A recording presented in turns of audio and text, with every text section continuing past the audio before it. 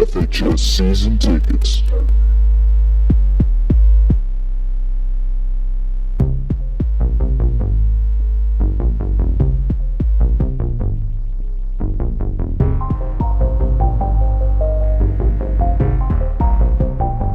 Welcome into another episode of FHS Season Tickets. I'm Michael. And I'm Nick. And Alfred Payton got traded to the Suns for a second round. Let's go! For real, the main story was the Cleveland Cavaliers trading literally half their team over in multiple trades. Good. Let's get them all out of there. He sounds like Donald Trump. Get them all Fired. fired. You think that's what fired, happened? fired. Gilbert just had other players walked in and he's just like one by Fired. one. Fired. You're fired.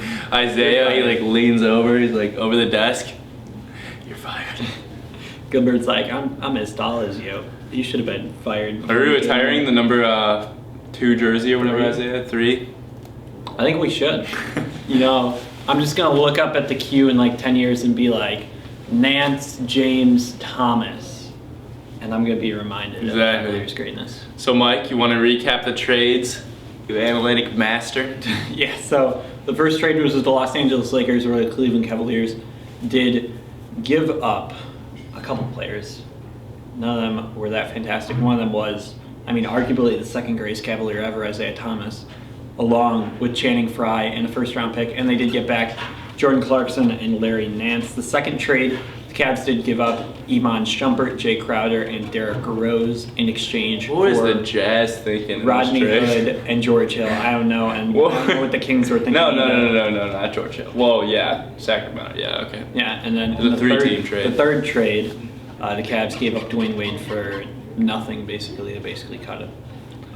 Instead of cutting him, they kind of saved some money from cutting him, but it was basically like cutting him. If you're a Utah Jazz fan, like you must just be like. Did you see the video of a heck? Utah Jazz fan? He like had Yeah. surgery, so he got I knocked out. heard. He was like, "Why'd we trade Rodney Hood for Jay Crowder? He sucked in Cleveland. He was already in Boston." And then he's like, "And Derrick Rose sucks. This is in 2012." Yeah, I know. funny. It was so fun. I don't know what they were doing there, but the Cavs got a lot better with that trade. I think Nance is a big get too, just because he's a different type of player that we haven't had. Athleticism. Clarkson's a bit overrated in my opinion, but he's still a solid backup point guard. He can be a decent scorer off the bench, and I think George Hill will be I think it's like a really perfect role players for LeBron. There's no star that can help carry the load, but I think this is a totally great LeBron-led team if they can get it all together. I just don't know how much time they have to get that together. Yeah, it's going to be interesting. They're going to have a couple months left in the regular season. But the second trade, I was just amazed with what we were able to do. I still have no idea what the Kings were doing, signing George Hill in the offseason. They were like, oh, we're going to try and compete, but we're also going to play our rookies above them. It just really made no sense, and now they paid basically $8 million to get a second-round pick this year. So congratulations, Kings. You have one more second-round pick who you can use on a European who will never play. Hey, Chetty's Popping playing. Barnes. That's what you said about Chetty. We're doing a video. Be ready. We're doing a video seeing how many players and assets have been traded before my boy Chetty since the bet that I did with Mike, because I'm a legend, I'm a champion. 2014, I said when we drafted Chetty, he will get more points than you, Mike. On the Cavs. On the Cavs. And Mike said easily $10. Well, guess who has the $10 in their pocket?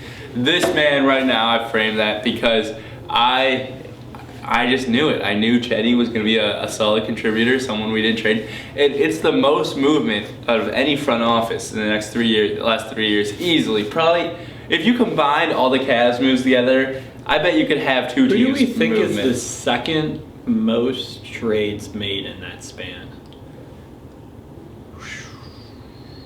The Probably some Sixers? scrub team, yeah. Or probably the Kings? Boston, maybe. Boston too, yeah, those are probably the top 3. Yeah, but the Cavs easily has the combined amount, the amount of times we've traded, we've made moves. Buyouts I count too, that's wild. I wonder how many players have been on the Cavs roster since 2014. They just Exactly. That's what I'm saying. Chetty, I can't. He's gonna be good. He's gonna be good for the Cavs, and he's gonna be staying on there. He's gonna be like Kevin Love, always thinking he's gonna be traded, but no. Yeah, well, before you cut me off with Chetty, I was going to make a point about how the Kings have already cut the 13th pick of, 2016 NBA draft, Papagiannis from Greece. Really? Yeah, he was the 13th overall pick, and apparently not a single other NBA team. I don't know why they drafted him. They didn't, not a single other NBA team had him top 25 on their board. I remember when he got drafted, and they still had Boogie Cousins at the time, and I was like, what are they doing? Sam Vecini, who we had on the show last year, quoted it as the weirdest draft pick in his lifetime because he had Papagiannis at 36 on his board, which wasn't even considered to be low on the guy at the time. And they just took him in the lottery. And he was a center, too. That's what's funny about it. Like a big man center. The amount of hits, I think he was like a... And then they traded he wasn't even like a shooter either. They had still had Willie Cauley-Stein, and they still have him. Sacramento. Dude, Sacramento just do it. I mean, we have a bad front office element, or a bad owner, just because of how vocal he is and how much he gets himself in trouble with his ego. But I mean, at least our GMs aren't bad ever. Thank God we were able to get Kobe and David Griffin. Kobe Bryant. Imagine if we had some of these other guys. Our Imagine if we had ownership's the bad, Grizzlies but GM thank who God. refuses to tank even though they have the third worst record in the West. They're just like, if Gasol and Conley come back healthy, I'm telling you, we can make some damage in the playoffs. And they're like, And they're two older guys. and they don't shoot any threes. Now is last year was the perfect time to trade them. Now is the last year you can It's trade them. Next year, Marcus will have no value. Tyreek Evans is just gonna walk out on you. He's literally just gonna be I like, know. "Oh, the door's finally open. I can just bolt out." Wait, how is he? Is he getting bought out from who? No, he's staying on the roster till the end of the year. But they tried to trade him and refused all trade. I think he's a good buyout candidate, though. Apparently, that's what I've heard.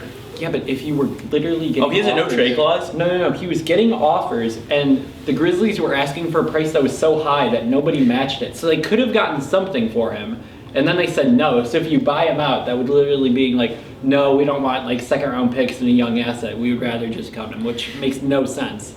But Dang. All right, so that was a big guy in the buyout market. Well, speaking of the buyout market, we talked a little bit about the Cavs trade, how we both pretty much like it. What do you think about buyout market until we get into the roster in general? Do you think we're that adding anyone? I think the Warriors are going to snag up Joe Johnson, and you think so? I think watch out for the Timberwolves signing MVP Derrick Rose. All right, I'm kidding about the MVP part. Do But you think Joe Johnson will actually? Well, you're not kidding. He's an MVP. Give him his dues. Well, yeah, but when you talk about MVP, you think of an actual good player, not Most the guy, guys. that guy who would be the third best point guard on the Minnesota Timberwolves, who Tom Thibodeau is going to play over Tyus Jones, which Is he will make no actually sense. going to the Timberwolves? I swear to God, Thibodeau is just let's get the 2012 Bulls back because he's already got Taj Gibson, he's got Jimmy Butler, he's about to get Derrick Rose. I didn't think about he that. was trying to get Joakim Noah. Jimmy from Butler the and Knicks, Rose too. would not work well together at all. No, which is why it literally makes no sense why the Timberwolves are the top team looking to get Derrick Rose after he gets bought out from the Utah Jazz. Well, so you think Joe Johnson's not coming to the Cavs? That's No, the I big think he's buyout going to the name. Warriors. Oh man. Well, there goes our season.